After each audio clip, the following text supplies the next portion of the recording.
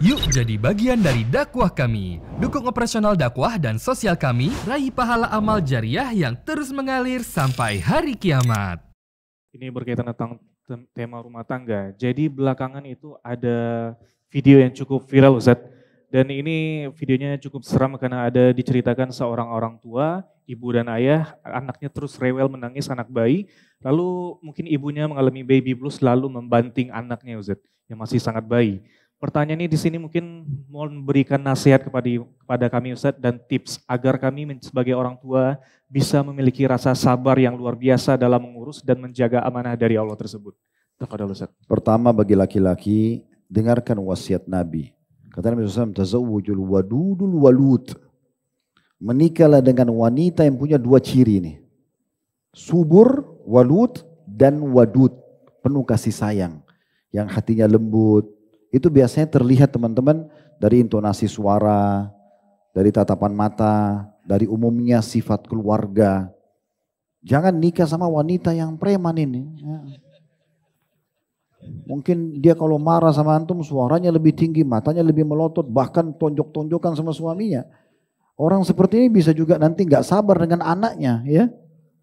Tapi kalau dasarnya kita menikah dengan wanita yang lembut, ya, subur, apalagi dia beragama, itu pasti akan bisa lebih bersabar. Itu dulu. Ya, makanya penting sekali. Dan Nabi SAW mengatakan, fadhfar bidhatid din taribat yadak. Pilih yang beragama, hidupmu akan tentram. Ya, itu dulu kiatnya, tips dari saya sebelum jawab pertanyaan ini. Baik, kejadian seperti ini teman-teman pasti tidak lepas dari kejahilan terhadap hak anak tentunya ya. Kurangnya kasih sayang yang biasa terbina dalam hati. Dan juga memang ini adalah bisikan syaitan. Pasti. Karena anak itu amanah. Makanya biasanya orang tua dibuat emosi, tidak bisa bersabar. Fahami poin-poin ini teman-teman sekalian. Yang pertama, anak-anak itu adalah amal jariah buat kita. Darah daging kita yang membawa nasab kita. Tidak ada orang yang lebih dekat dengan kita dibandingkan anak kita sendiri. Suami istri masih bisa berstatus mantan pasangan kalau bercerai. Sekarang suami istri sah. Tapi begitu cerai, lewat masa iddah 3 bulan, 3 kali masa haid, oh itu mantan istri. Mantan. Tapi kalau anak, gak ada namanya mantan anak. Selamanya akan bawa nasab kita. Dan Nabi SAW menyebutkan 7 hal yang terus mengalir pahalanya setelah orang meninggal di kuburannya. Itu disebutkan nomor 1, ilmu yang bermanfaat, dalam riwayat lain anak yang soleh. Nomor 1-nya, baru datang sumur, sungai, dan amal-amal yang lainnya. Ini amal jariah. Kesempatan emas kita bisa meraih apapun pahala dari anak kita. Saya pernah jelaskan dalam bakti sama orang tua teman-teman. Kalau seandainya kita ini orang tua yang tidak faham agama sama sekali.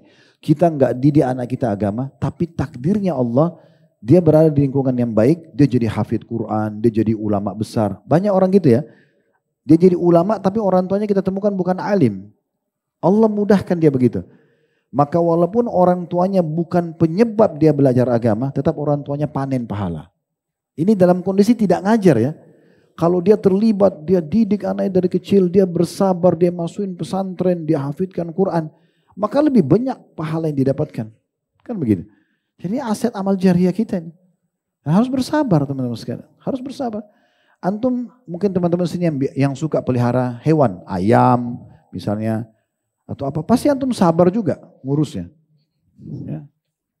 Maaf, dia buang kotoran sana sini misalnya. Atau dia berkokok antum lagi tidur misalnya. Atau apalah. Kadang-kadang orang itu sabar banget sama hewannya gitu. Ada yang mandiin burungnya saya lihat sampai berjam-jam, ajak ngomong. Ya, kenapa antum ketawa? Salah saya ngomong. Sebab saya anggap seperti orang ngomong, dia ajak ngomong. Panggil namanya, dikasih nama lah. Bisa. Ini jangan tersinggung, saya cuma lihat ya. Tapi bisa sabar. Kenapa gak sabar sama anak ini? Apalagi tadi kalau masih bayi dibanting ini. Pergi ke Palestina sana banting orang Yahudi gitu. Banting anak sendiri ini luar biasa gitu. Sudah hilang rasa kasih sayang, udah tidak tahu, paham masalah ini ya gitu. Jadi teman-teman harus hati-hati sekali ya. Dan memang anak-anak dan kita semua lalu itu. Siapa di antara kita teman-teman untuk anak-anak ini tidak buat masalah? Memang loncat sana, loncat sini, jatuhin barang, teriak, nangis, rewel. Ya, semua anak begitu. Kalau cuma anak antum begitu, nah antum wajar marah. Banting enggak apa-apa. Nah ini semua anak satu dunia, antum pun begitu waktu kecil. Mungkin antum lebih dahsyat lagi. Kenapa nggak bisa sabar gitu kan? Jadi coba tenangkan diri teman-teman. Karena anak-anak itu, saya bilang sama istri saya, anak-anak itu biasa, apalagi kalau balita. Tadi balita ya? Bayi Ustaz. Bayi. Ya balita, bayi kurang lebih sama. Jadi mereka itu rewel cuma 2-3 keadaan. Kalau saya pengalaman karena Allah amanahkan beberapa anak gitu. Kalau bukan dia lapar, gitu kan? Atau dia lagi sakit, atau dia lagi tidak nyaman badannya, gerah, maaf, atau PMS-nya penuh atau apa. Kalau sudah tenang dia pasti tidur tuh, kan gitu. Nah kadang-kadang memang orang tua tidak paham masalah ini, tidak emosional, dia mau anaknya sudah dewasa seperti dia, padahal balita. Harus paham, tidak boleh nangis. Iya. Pernah satu kali saya duduk, sampai saya nasihatin istri saya, dia bilang gini, ini anak nggak bisa diam. Ada anak kami, ini nggak bisa. Jadi coba nak duduk, diam sebentar. Saya ketawa lalu saya bilang, ini kok mikir anak ini seperti kamu ini. Sekarang kalau kamu saya bilangi, diam, bisa diam nggak? Susah, diam, nggak bisa ngomong. Paling diam beberapa detik, abis itu pasti ngomong lagi kan. Nah bagaimana dengan anak ini sama? Biarin dia ngomong, biarin dia main, tugas kita jaga, awasin, kan gitu. Teman-teman kalau anak kita lagi jatuhin satu benda, ini secara psikis ya, kejiwaan. Ada 2 di sini keadaannya. Saya biasa bicara masalah dan pernah kami bedah pendidikan anak dalam Islam. Hampir 400 lembar buku itu. Sekitar 80% sudah kita bedah. Kalau anak jatuhin sebuah benda, dia tidak, umumnya orang tidak sengaja. Orang kalau normal walaupun anak kecil itu tidak akan dia sengaja jatuhin benda. Ya. Dia kalau jatuhin benda, antum ada 2 keadaan dan ini bisa berbahaya dalam pendidikan jangka panjangnya. Yang pertama antum marah-marah, antum lebih sayang benda itu daripada anak. Sehingga ini bisa memukul jiwanya, gitu kan. Kenapa pecahin barang? Tidak tahu ya ayah atau ibu beli berapa itu dan segala. Apa dia ngerti harganya, dia nggak ngerti nilai benda. Dalam kondisi dia juga sudah ketakutan dan merasa bersalah. Biasanya orang jatuhin benda kan merasa bersalah. Ini mengganggu. Atau ya udah nggak apa-apa nak, nanti lain kali lebih hati-hati ya. Insya Allah barang masih bisa dibeli. Udah selesai. Karena kita tidak perlu sebutkan nilai, anak nggak ngerti nilainya. Itu akan jauh lebih baik yang kedua. Dan insya Allah dengan begitu dia akan lebih hati-hati. Saya biasa kasih contoh, kalau anak kita naik pohon misalnya, atau tiang listrik, ya kita tahu berbahaya. Contoh, karena ada anak biasa buru layangan, ya naik ke atas segala macam. Sekarang kalau dia sudah di atas, gimana caranya antum menasihatin supaya turun? Turun, kalau enggak ayah pukul kamu, bisa, gitu. Tambah takut dia, bisa jatuh nanti. Hah? Pola pendidikan yang benar, nak, tadi siapalah sebut namanya misalnya, tadi bisa naik, pasti kamu bisa turun juga nak, coba turun.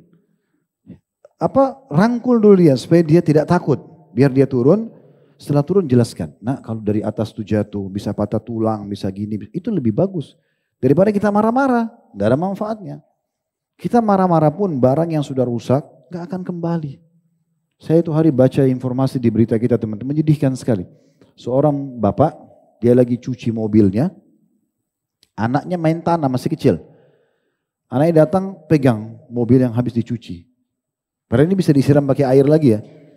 Dia ambil salah satu kunci yang untuk buka ban, dipukul tangan anaknya, patah. Karena dia lagi emosi pada saat itu. Kan? Tapi setelah patah tangan anak ini nangis-nangis ternyata baru dia bingung. Dibawa ke rumah sakit akhirnya harus dioperasi dan segala macam. Mana nilainya mau diperdengarkan anak ini yang Allah kasih berapa banyak orang mau punya anak gak bisa punya anak. Dengan kotoran di mobil yang kita masih bisa lap dan cuci. Gimana caranya kita gak bisa bersabar teman-teman. Sabar itu dalam mendidik anak akan membuahkan hasil yang baik nanti ke depannya. Itu Allah alam saran kami. Dan selalu berdoa teman-teman sekalian. Dan kalau mau lebih dahsyat lagi, sebagai penutup nasihat Sa'id bin Musayyib rahimahullah. Beliau berkata pada anaknya, saya akan memperkuat salat saya akan memperkuat salat saya, agar Allah terus memberimu hidayah. Kesolehan kita sebagai orang tua, itu membuahkan hasil yang baik buat anak-anak. Salah satu yang Allah perbaiki adalah keturunan. Kan yang kita disunnahkan baca dalam Al-Quran. Terutama apalagi orang yang sudah sampai umur 40 tahun ya. Rabbi auzi'na nashkura ni'mataka allati an'amta 'alayya. Ya Allah mudahkan aku untuk mensyukuri nikmat yang Kau berikan kepadaku, wa ala walidayya, dan kepada kedua orang tuaku, wa na'mala salihan tardah, dan buatlah aku mengerjakan amal saleh yang Kau ridhoi. Lalu yang keempat, wa aslih li fi dzurriyyati. Perbaiki keturunanku. Kita minta untuk itu. Jadi salah satu efek daripada amal saleh kita itu bisa baik keturunan kita. Ini salah satu hal yang positif. Ya, inni tubtu ilaika wa inni minal muslimin. Saya sudah bertobat dan saya termasuk orang-orang yang menyerahkan diri kepadamu. Allahu a'lam. Baik, sudah selesai? Sudah selesai. Baik, kita berdoa kepada Allah Subhanahu wa taala, semoga Allah berkahi majelis kita dan dijadikan ini sebagai amal soleh kita pada hari kiamat. Semoga Allah Subhanahu wa taala berikan hidayah pemimpin kita, para presiden dan menteri, semua yang menjabat. Semoga Allah selalu berikan petunjuknya, Allah selalu pandu kepada agamanya, dan juga Allah mencatat pahala yang maksimal dari apa yang sudah mereka berikan dan kerahkan dari ide, biaya, waktu, serta juga seluruh yang telah menjadi penyebab kemerdekaan dan persatuan kita bisa terjalin dari pejuang-pejuang yang sudah meninggal.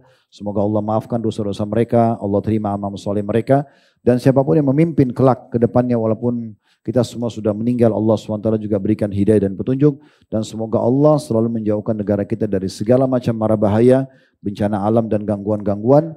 Dan siapapun yang menginginkan keburukan bagi negeri kita, bagi agama kita, dan bagi keluarga dan diri kita, semoga Allah mengembalikan di budaya mereka pada diri mereka sendiri. Dan semoga Allah berikan saudara kita di Palestina kemerdekaan, sebagaimana Allah berikan kepada kita. Allah ikhlaskan niat mereka, terima para syuhada mereka, mudahkan Islam di tangan mereka dan tangan kita semua. Dan semoga Allah ikut sertakan kita bersama mereka di pahala, baik dengan doa, dengan harta, juga dengan jiwa kita. Dan semoga Allah yang maha kuasa, yang saya yakin sedang melihat kita sekarang karena Dia maha melihat, mendengar kita karena Dia maha mendengar, agar menyatukan kita semua di surga Firdausnya kelak tanpa hisab, mana disatukan dalam majlis ilmu yang mulia ini. Mudah benar dari Allah, silakan diambil dan diamalkan. Kalau salah dari saya mohon dimaafkan. Subhanakallahumma bihamdika, asyhadu an la ilaha illa anta astaghfiruka wa atubu ilaik. Wa sallallahu ala nabiyyina wa habibina Muhammadin wa alihi wasallam wa akhiru da'wana alhamdulillahi rabbil alamin. Wassalamualaikum warahmatullahi wabarakatuh.